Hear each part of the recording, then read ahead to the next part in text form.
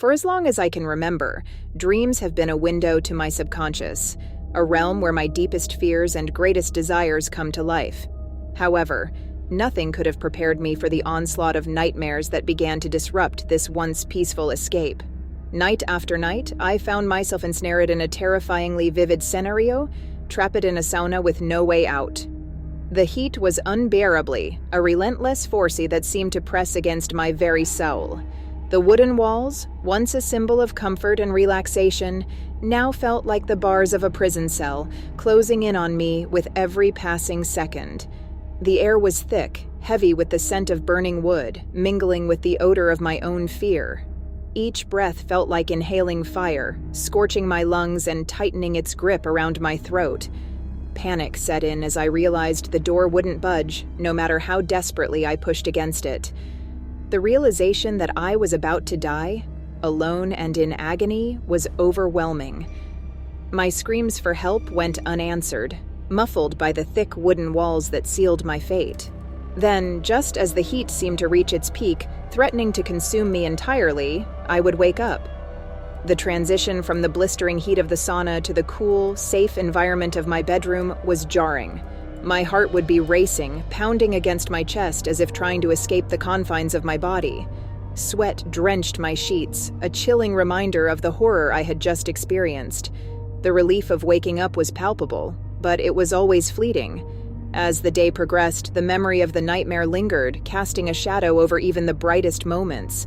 The recurrence of this nightmare was perplexing and deeply unsettling. Why a sauna? I had no particular aversion to them in my waking life, nor had I experienced any traumatic events associated with such a place. Yet, night after night, the dream returned, each iteration more vivid and terrifying than the last.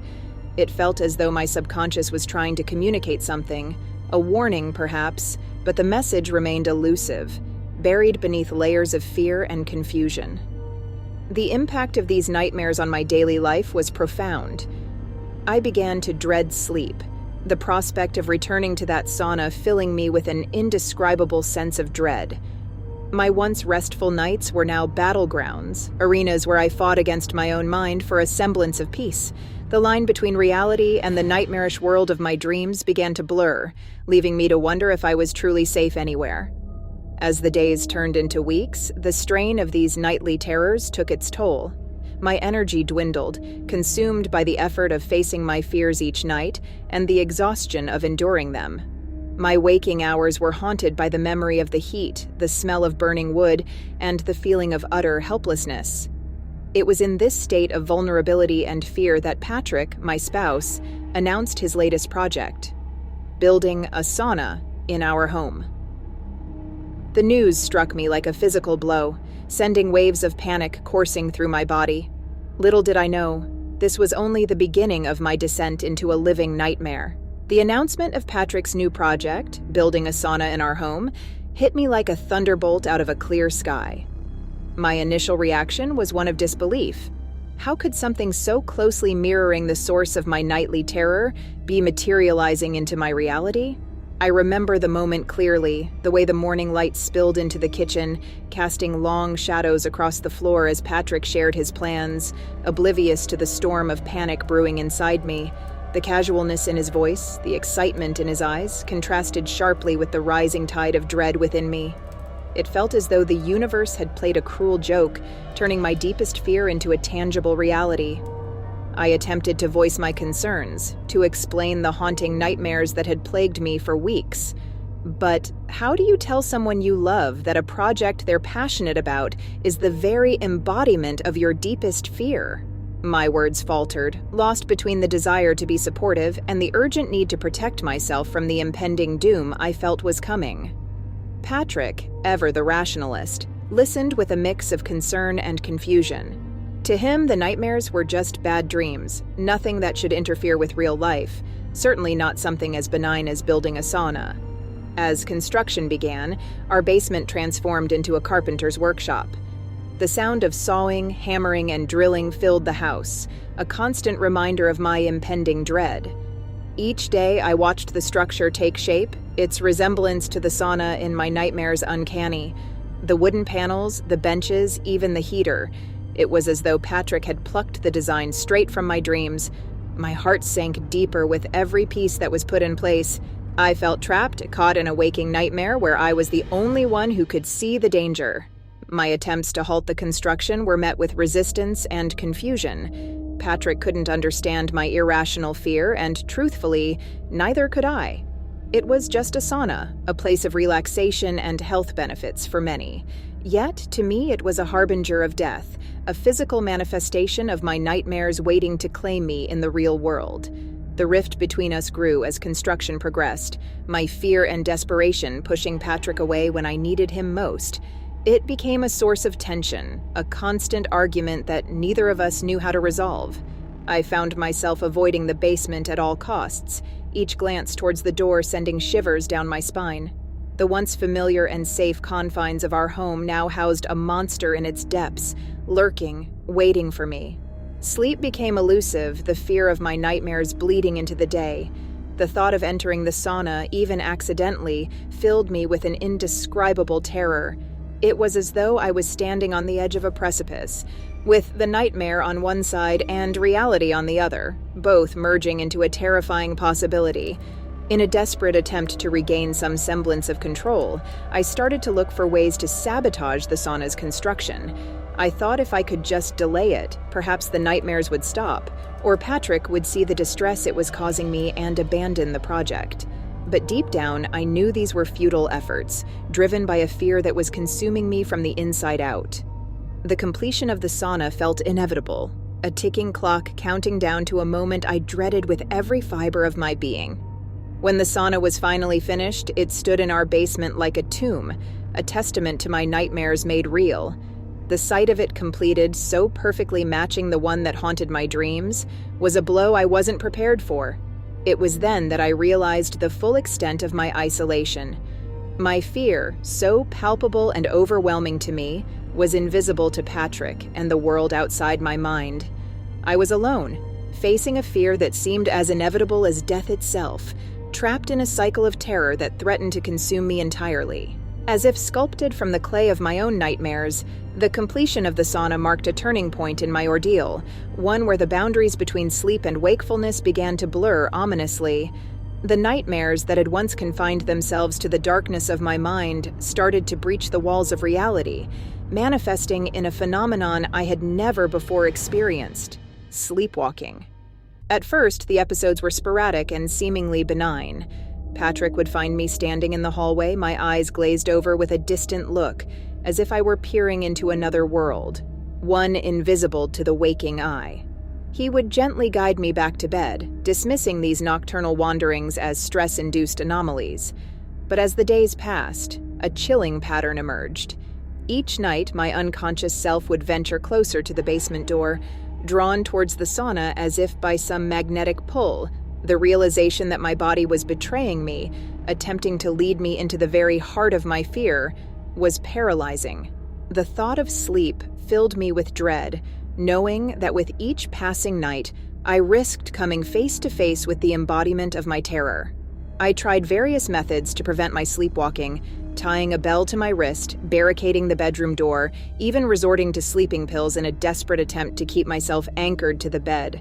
But nothing seemed to work. Like a moth to a flame, I was drawn inexorably towards the sauna. Patrick's concern grew with each incident, transforming from mild curiosity to palpable worry. He began to research sleepwalking, looking for explanations or solutions that might stem the tide of my nightly pilgrimages. We discussed installing locks, setting up alarms, anything that might act as a barrier between me and the object of my nightmares. Yet, there was a hesitance in taking any measure that would acknowledge the sauna as a genuine threat, as if doing so would validate the irrationality of my fear. One night, the situation reached a terrifying crescendo. Patrick shook me awake, his voice laced with panic.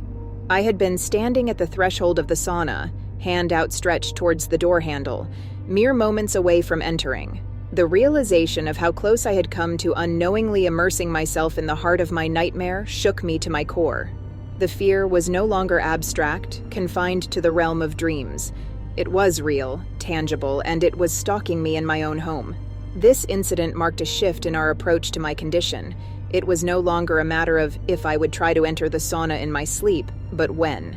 The discussions about installing locks and alarms became plans of action. Yet, even as we fortified our defenses against my nocturnal wanderings, a sinking feeling settled in my stomach. These measures addressed the symptoms of my terror, but not its cause. I was trapped in a cycle of fear. Each night a gamble, each morning a relief to have survived.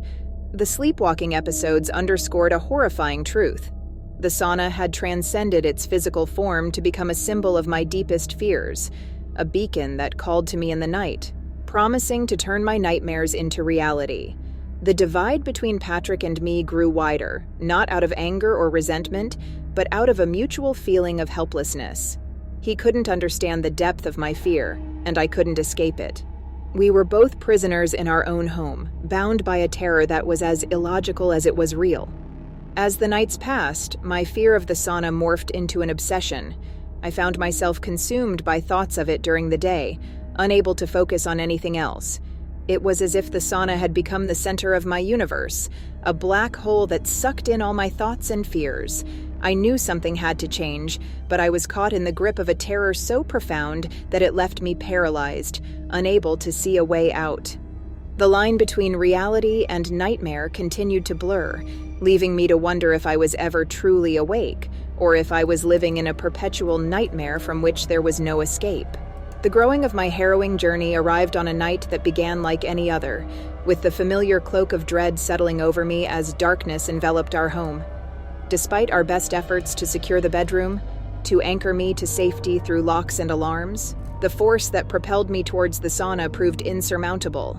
That night, as I succumbed to sleep, the boundaries between my conscious will and the subconscious pull towards my deepest fear dissolved entirely. I found myself awakening not to the softness of my bed or the familiar contours of the bedroom, but to the dim, oppressive interior of the sauna. The shock of realization was like a physical blow, a jolt of ice-cold water that snapped me out of my somnambulant state. My heart hammered against my ribs, a frenzied rhythm that seemed to echo off the wooden walls enclosing me. The door, once an insurmountable barrier in my nightmares, stood ominously closed, a silent sentinel between me and freedom. Panic clawed at my throat, a visceral, animalistic fear that I was moments away from living the horrific death I had experienced countless times in my dreams. The air was thick, heavy, but not yet the scorching inferno of my nightmares. I realized with a clarity born of sheer terror that I had a chance, however slim, to escape this fate. My hands shook as I reached for the door, half expecting it not to budge, to seal me within this wooden tomb as it had in my nightmares. To my disbelief, the door opened at my touch, revealing the path to safety. The cool air of the basement rushed in, a lifeline thrown to a drowning person. I stumbled out, gasping for breath, my body slick with sweat. Not from the heat, but from the sheer intensity of my fear. The relief of escape was overwhelming, a sweet release that washed over me in waves, even as the realization of how close I had come to fulfilling my own nightmare rooted me to the spot. This incident was a watershed moment, a confrontation with the physical manifestation of my fear so intense that it left no room for doubt. The sauna, and my uncontrolled sleepwalking towards it, represented a danger to my life. A threat that was as real as it was irrational. The next morning, I shared the ordeal with Patrick, my voice trembling not just from the residual fear, but from the weight of the decision I knew we had to make. The urgency of the situation, the undeniable reality of the danger I faced, finally bridged the gap that had grown between us. Patrick saw the terror in my eyes, understood the gravity of what had occurred, and agreed that the sauna could not remain in our home. The decision to dismantle it was made not just as a concession to my fears, but as a necessary step to ensure my safety, to reclaim our home as a sanctuary rather than a battleground. In the days that followed, as we worked together to remove the sauna piece by piece, I felt a shift within me. The act of dismantling the physical structure that had come to embody my deepest fears was cathartic, a tangible release from the grip of the nightmares that had tormented me. With each panel removed, each bench disassembled, I felt a piece of my fear being stripped away, leaving room for healing to begin. The removal of the sauna did not immediately banish my nightmares, nor did it cure my propensity for sleepwalking. But it marked the end of my direct confrontation with the embodiment of my fear, a turning point where the line between nightmare and reality began to solidify once again. It was a beginning, a first step towards reclaiming my peace of mind and rebuilding the sense of safety that had been eroded by months of terror. As we stood in the empty space where the sauna once stood, Patrick and I shared a moment of quiet understanding. The ordeal had tested us, pushing the boundaries of our empathy and understanding. But in the end, it had brought us closer. We had faced the darkness together, and in doing so, had found a way back to the light. In the aftermath of that harrowing night, the resolution to dismantle the sauna marked the beginning of a new chapter, but it was clear that the road to recovery would be a long one.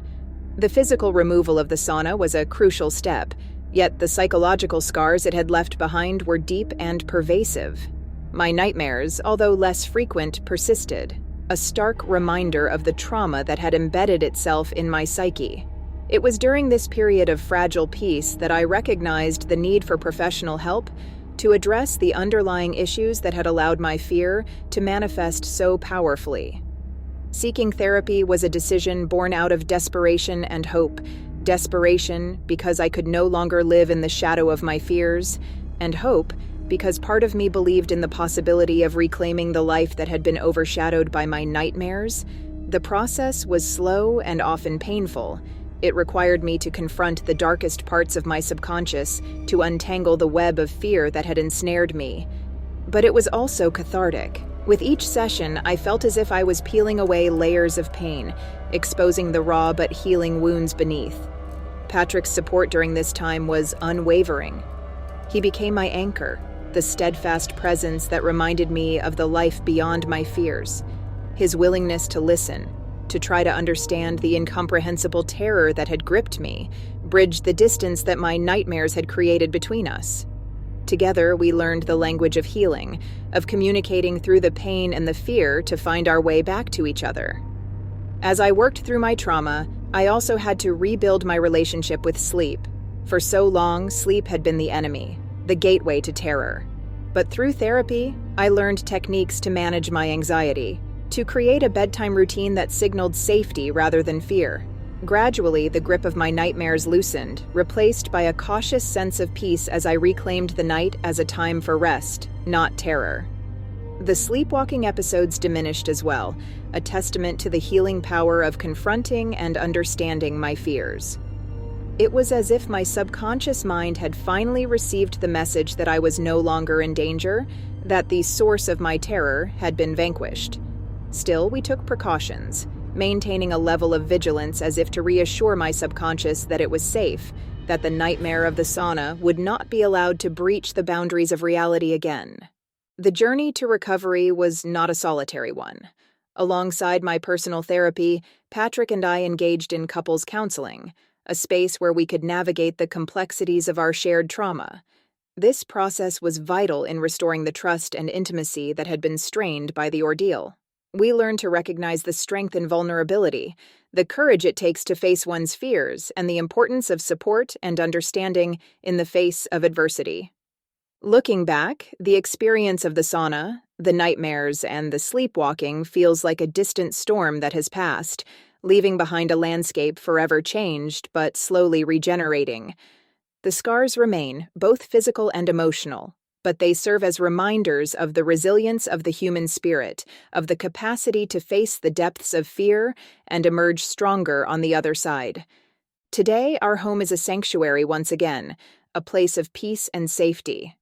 The space where the sauna once stood is now filled with light, a symbol of the darkness we overcame. I no longer fear the night, nor do I dread the embrace of sleep. Instead, I welcome it as a friend, a restorative balm that offers healing and renewal. Our journey through the shadow of fear has taught us the value of facing one's demons, of the power of support and understanding, and of the strength that lies in vulnerability.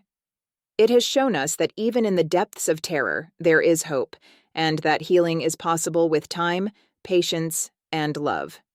The nightmare of the sauna is behind us, but the lessons it taught us about fear, love, and resilience will remain with us always, guiding lights as we navigate the complexities of life together.